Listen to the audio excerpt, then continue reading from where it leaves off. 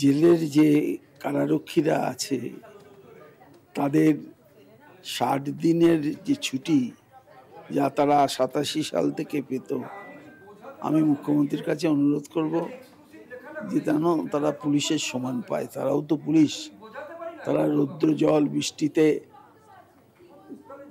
যারা আসামি তাদেরকে পাহারা দেয়।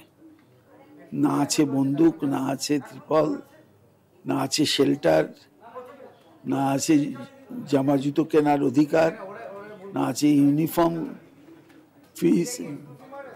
তাদের অনেক দাবি থাকতে পারে, কিন্তু আমার মূল দাবি মনে হয়েছে ৬০ দিনের ব্যাপারটা পেলে আপাতত কারারক্ষী বাহিনী প্রায় ৫,০০০ তারা আছে, তারা খুশি হবে, তারা উপকৃত হবে। এটা আমার মনে হয়েছে। এটা আমি তাদেরকে কথা দিয়েছিলাম যে মুখ্যমন্ত্রীর সামনে তুলে ধরব। আর একটা জিনিস অত্যন্ত ভালো লাগলো যে বর্তমান যে সুপার আছে, বর্তমান সুপার যেভাবে জেল পরিচালনা করছেন সকলকে সঙ্গে নিয়ে,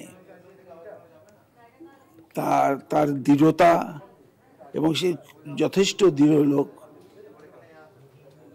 এবং এই কম বয়সে তিনি সুপার হয়েছেন এবং তিনি যথাযোগ্য সহকারে মর্যাদা নিয়ে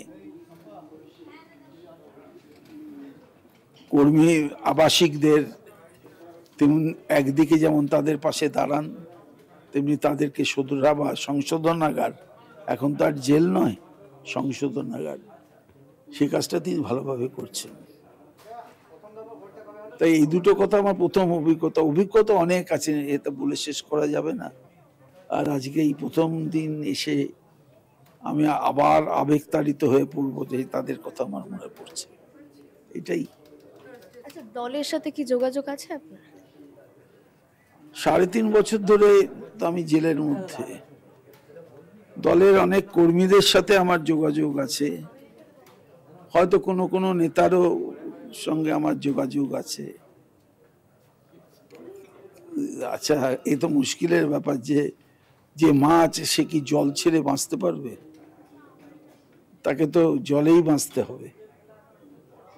সুতরাং আমি দলের বিরুদ্ধে কোনো দিন কোনো বিরুদ্ধাচরণ করিনি। ৩.৫ বছর ধরে নীরবে অত্যাচার, মানসিক শারীরিক সহ্য করেছি, কিন্তু দলের বিরুদ্ধে কোনো মুখ খুলিনি। সেই আনুগত্যের যদি পুরস্কার যদি জেল হয়, আমি সেটা মেনে নেব।